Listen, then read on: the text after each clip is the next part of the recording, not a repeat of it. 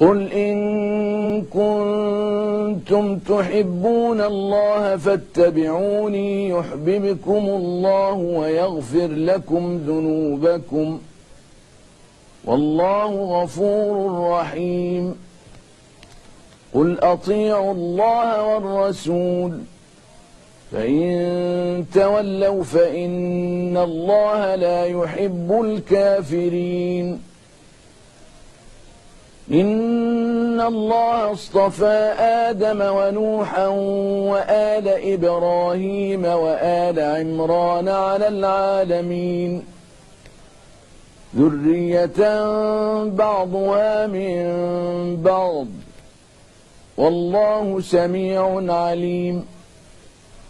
إذ قالت امرأة عمران رب إني نذرت لك ما في بطني محررا فتقبل مني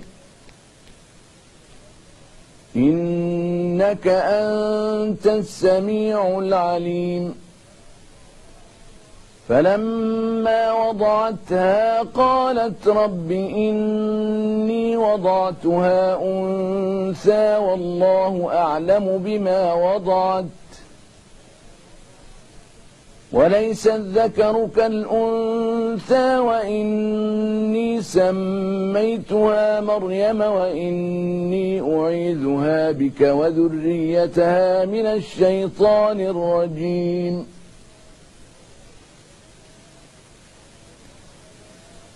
فتقبلها ربها بقبول حسن وأنبتها نباتا حسنا وكفلها زكريا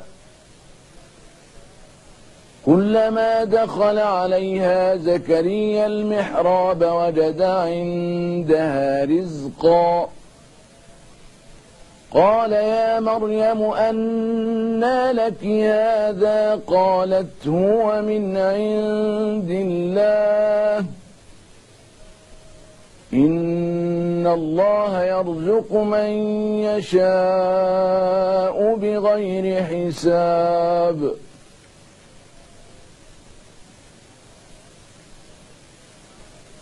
هنالك دعا زكريا ربه قال رب هب لي من لدنك ذرية طيبة إنك سميع الدعاء.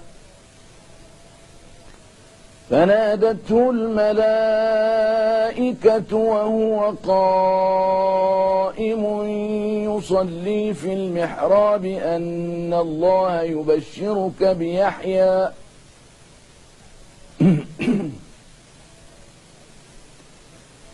أن الله يبشرك بيحيى مصدقا بكلمة من الله وسيدا وحصورا ونبيا من الصالحين.